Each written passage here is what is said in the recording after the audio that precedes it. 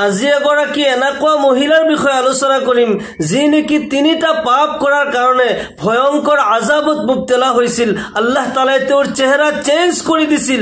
মৃত্যুৰ পিছত কবৰত কেনেকুৱা ঘটনা হ'ল, কেনেকুৱা আজাবত তেওঁ গ্ৰেপ্তাৰ হৈছিল, গোটেইখিনি বিস্তাৰিতভাৱে মই আলোচনা কৰিম। মোৰ প্ৰিয় দিনী ভাই বন্ধুসকল, মোৰ অতি শ্ৰদ্ধাৰ মা আৰু ভনীসকল, কথাখিনি গুৰুত্ব সহকাৰে শুনিব যাতে আমাৰ মা ভনীসকল এনেকুৱা পাপৰ পৰা যাতে বাচি যাব পাৰে, আমি সকলোৱে যাতে এনেকুৱা পাপৰ পৰা এনেকুৱা গুনাহৰ পৰা বাচি যাব পাৰোঁ। মোৰ প্ৰিয় দিনী ভাই বন্ধুসকল, এই ঘটনা হৈছিল গিলগিত চহৰৰ এটা কবৰস্থানত।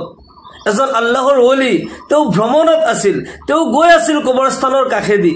গৈ থাকোঁতে কবৰৰ পৰা আৱাজ আহিল। তেওঁ আৱাজ পালে, মে জিন্দা হু মুঝে কব্ৰ সে নিকালো, মে জিন্দা হু মুঝে কব্ৰ সে নিকালো। এই আৱাজ যেতিয়া আহিল, আল্লাহৰ ওলিজন তেওঁ চিন্তাত পৰি গ'ল, আচৰিত হ'ল। আশে পাশে কোনো মানুহ নাই, নিৰ্জন ঠাই, কবৰস্থান। মাতিলে কোনে? আকৌ ছোৱালী মানুহৰ মাত। তেওঁ অলপমান চিন্তা কৰি আকৌ যেতিয়া আগবাঢ়ি যায়, সেই একে আৱাজ, মে জিন্দা হু মুঝে কব্ৰ সে নিকালো। তেওঁ ভাবিলে চাওচোন কবৰস্থানৰ জায়জা লৈ এক এক কবৰৰ ওচৰত যায়, বহে, কাণ লগাই কোন কবৰৰ পৰা আৱাজ আহে। অৱশেষত এক কবৰত যেতিয়া যায় কাণ লগাই মনোযোগেৰে কথাখিনি শুনি আছে, তেতিয়া তাৰ পৰা আৱাজ আহিল, মই জিন্দা হয়, মোক কবৰৰ পৰা ওলাই লোৱা। তেওঁ যেন নিজকে বিশ্বাস কৰিব পৰা নাই। কি আচৰিত কথা, কবৰৰ পৰা আকৌ জিন্দা মানুহৰ আৱাজ, নিজকে তেওঁ বিশ্বাস কৰিব পৰা নাই। তেওঁ ভাবিলে ওচৰত গাঁৱত যাওঁ। গাঁৱত গ'ল। গাঁৱত যাই মানুহৰ লগত কথাখিনি ক'লে। গাঁৱৰ মানুহে কথাখিনি মানিও লোৱা নাই। এনেকুৱা হ'ব পাৰে নেকি? কবৰৰ পৰা মানুহ জিন্দা হ'ব বা কবৰৰ পৰা জিন্দা মানুহৰ আৱাজ আহিব পাৰে? আপোনাকতো আমি চিনিয়ে নাপাওঁ। সেই মানুহজনক কৈ আছে, আল্লাহৰ ওলিজনক কৈ আছে, আপোনাকতো আমি চিনি নাপাওঁ, আপোনাৰ কথা আমি কেনেকৈ বিশ্বাস কৰিম? সেই ব্যক্তিজনক কৈ আছে, তেতিয়াহ'লে মোৰ লগত বলক, আমি সকলোৱে যাই কথাখিনি শুনো। গাঁৱৰ বহুত মানুহ ওলাই আহিল। এই কথা শুনি সকলো ওলাই আহিল। আৰু কবৰস্থানত যি কবৰত তেওঁ আৱাজ শুনিছিল, সেই কবৰত এজন এজন যাই কাণ লগাই লগাই কথাখিনি শুনে। সকলো মানুহে একে আৱাজ পাইছে, মে জিন্দা হু মুঝে কব্ৰ সে নিকালো, মে জিন্দা হু মুঝে কব্ৰ সে নিকালো। সকলো মানুহে যেতিয়া কথাখিনি শুনিলে, তেওঁলোকে ভাবিলে যে আমি কেনেকৈ কবৰ খান্দি লাশ ওলাওঁ, ইয়াৰ মাছলা আমি জানিব লাগিব। ওলামাসকলৰ লগত আমি কথা পাতিব লাগিব।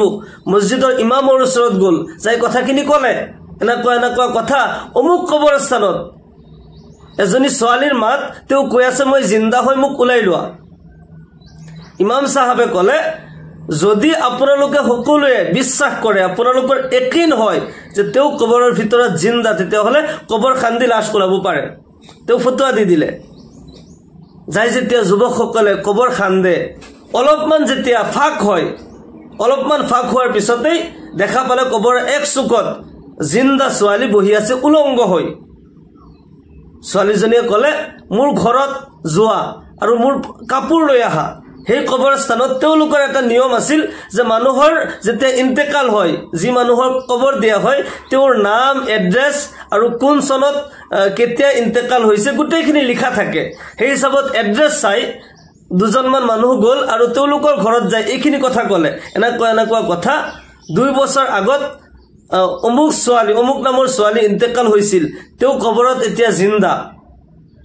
তেওঁলোকেও দেখোন মানি ল'ব পৰা নাই কথাখিনি। তেওঁলোকো লগতে কাপোৰখিনি লৈ তেওঁলোক লগত আহিল, ঘৰৰ মানুহো লগত আহিল। আহি দেখা পালে হয় ছোৱালীজনী জিন্দা হয়। কাপোৰ দিয়াৰ পিছত ছোৱালীজনী কাপোৰ মেৰিয়াই কবৰৰ পৰা জাপ মাৰি উঠিল। উঠি দৌৰি দৌৰি নিজৰ ঘৰত গ'ল আৰু যাই দৰ্জা বন্ধ কৰি দিলে। দৰ্জাটো বন্ধ কৰি দিছে, ঘৰত কাকো সোমাব দিয়া নাই। বহুতেই বাহিৰৰ পৰা কৈ আছে, তুমি দৰ্জা খোলা, আমি চাওঁ তোমাক, তুমি মৃত্যুৰ পিছত কবৰৰ পৰা উঠি আহিছা, তোমাক চাওঁ, তোমাৰ হাল অৱস্থা কি, কবৰত কেনেকুৱা কি হ'ল, আমি তোমাৰ বিষয়ে অলপ জানিব বিচাৰোঁ। কিন্তু ছোৱালীজনীয়ে কয়, মোক চাব নোৱাৰা, মোক যিসকলে চাবা বহুত সাহস লাগিব, মোক চাবলৈ হ'লে অন্তৰ কঠিন হ'ব লাগিব, মোক যোনে তোনে চাব নোৱাৰা, যাৰ সাহস আছে তেওঁলোক ভিতৰত আহা। কিছুমান যুৱকে দৰ্জা ভাঙি ঘৰৰ ভিতৰত সোমাই আহিল। ঘৰৰ ভিতৰত যেতিয়া সোমাই আহিছে, ছোৱালীজনীক ক'লে, তোমাৰ মুখখন চাওঁ, মুখ ওলোৱা নাই।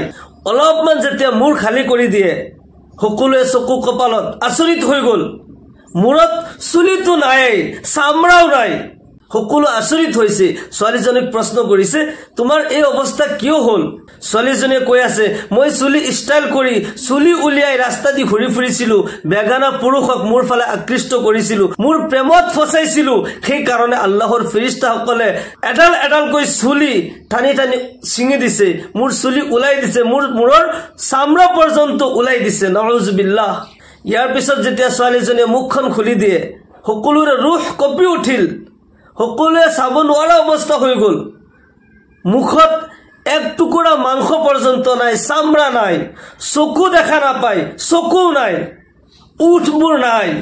ছোৱালীজনীক যেতিয়া সোধা হ'ল, তোমাৰ এই অৱস্থা কিয় হ'ল? সকলোৱে চকু মুদি মুদি সুধি আছে, চাব নোৱাৰা অৱস্থা হৈ গ'ল। ছোৱালীজনীয়ে কয় যে মই মেকআপ কৰিছিলোঁ। মই যেতিয়া মেকআপ কৰোঁ, ধুনীয়া হৈ বেগানা পুৰুষক, যুৱকসকলক মোৰ প্ৰেমত ফচাওঁ। মই মেকআপ লগাই লগাই ৰাস্তা দি ঘূৰি ফুৰি থাকোঁ। মোৰ চকুত মই আইব্ৰো লগাওঁ, বিভিন্ন ধৰণৰ ক্ৰীম মই গালত লগাওঁ, মোৰ ওঠত লিপষ্টিক লগাওঁ, যাৰ কাৰণে আল্লাহৰ ফেৰিস্তাসকলে মোৰ ওঠ জুইৰ কেঁচি দি কাটি দিছে, মোৰ মুখৰ পৰা মাংস টানি টানি উঠাই দিছে, মোৰ চকু উঠাই দিছে, মোৰ চকু উলিয়াই দিছে। ছোৱালীজনীয়ে হাতৰ ভৰিৰ নখবোৰ দেখালে, নখ নাই। ছোৱালীজনীয়ে কয়, মই নখত নীল পলিচ লগাইছিলো, যাৰ কাৰণে আল্লাহৰ ফেৰিস্তাসকলে মোৰ নখবোৰ টানি টানি উঠাই দিছে। নাউজুবিল্লাহ। শৰীৰত মাংস নাই, গোটেই শৰীৰত মাংস নাই। ছোৱালীজনীয়ে কৈ আছে, মোৰ যিবোৰ অংগ বেগানা পুৰুষক মই দেখাইছিলো, মই মোৰ প্ৰেমত ফচাই মোৰ ঘৰলৈ মই অকলশৰীয়াকৈ মাতি আনিছিলো। মই এনেকুৱা পাপ কৰিছিলো যে বেগানা পুৰুষসকলে মোৰ যিবোৰ অংগত হাত লগাইছিল, মোৰ সেইবোৰ অংগ আল্লাহৰ ফেৰিস্তাসকলে টানি টানি উঠাই দিছে। সাপে মোক ধ্বংসন কৰিছে, একে খুট মাৰি দিয়ে, মই 70 গজ তললৈ গুচি যাওঁ, আকৌ মোক টানি টানি উঠোৱা হয়। মোৰ যিবোৰ অংগই বেগানা পুৰুষে হাত লগাইছিল, বেগানা পুৰুষে চুইছিল, সেইবোৰ অংগ ক্ষত বিক্ষত কৰি দিছে।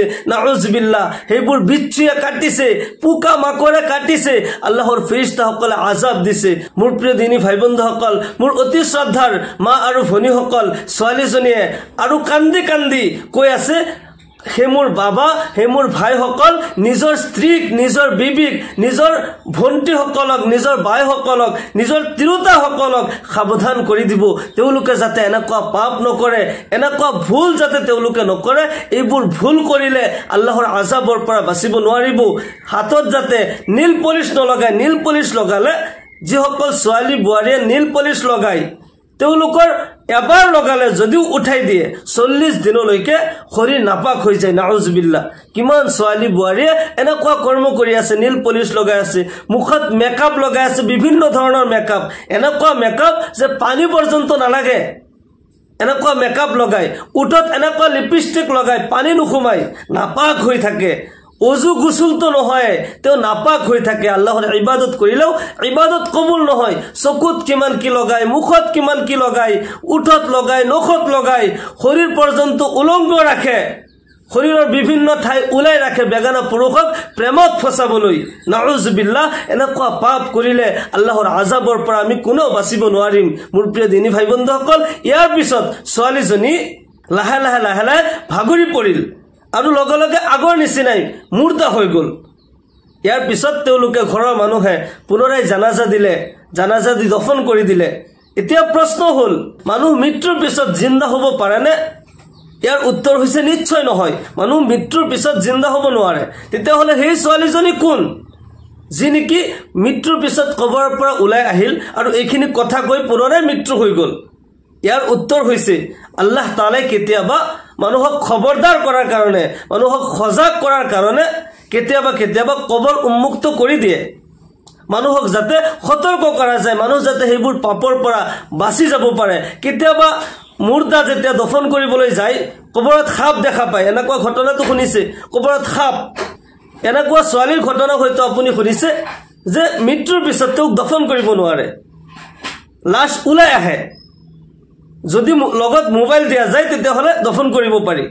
আল্লাহ তাআলাই আচলতে এইবোৰ মানুহক সজাগ কৰাৰ কাৰণে, খবৰদাৰ কৰাৰ কাৰণে, আজাবৰ ভয় দেখায়, মানুহক এইবোৰ সতৰ্ক কৰোৱা হয় যাতে এইবোৰ পাপৰ পৰা মানুহ বাচি যায় মোৰ প্ৰিয় দিনী ভাই বন্ধুসকল মোৰ অতি শ্ৰদ্ধাৰ মা আৰু ভনীসকল বেপৰ্দা নহব এনেকুৱা মেকআপ নকৰিব শৰীৰ নাপাক নকৰিব নামাজ ৰোজা কবুল নহয় জীৱনত অশান্তি আহে জীৱনটো অশান্তিময় হৈ যাব মৃত্যুৰ পিছত কবৰতটো শাস্তি আছে কিয়ামততটো শাস্তি আছে জাহান্নামৰ জুইতটো জ্বলিবই লাগিব কিন্তু দুনিয়াটো এইবোৰ পাপৰ শাস্তি আছে अदल इंसाफ फकत हशर पे मौकूफ नहीं जिंदगी खुद गुनाहों की सजा देती है অকল মৃত্যুৰ পিছতেই যে সব হ'ব তেনেকুৱা কথা নহয় এই জীৱনেও পাপৰ শাস্তি দিয়ে আল্লাহ তাআলা আমাক সকলোকে এনেকুৱা পাপৰ পৰা আমাৰ মা ভনীসকলক এইবোৰ পাপৰ পৰা বাচি থকাৰ তৌফিক দান কৰক সকলোৱে কওক আল্লাহুম্মা আমিন ওয়া আখিৰু দাওয়ানা আনিল হামদুলিল্লাহি ৰাব্বিল আলামিন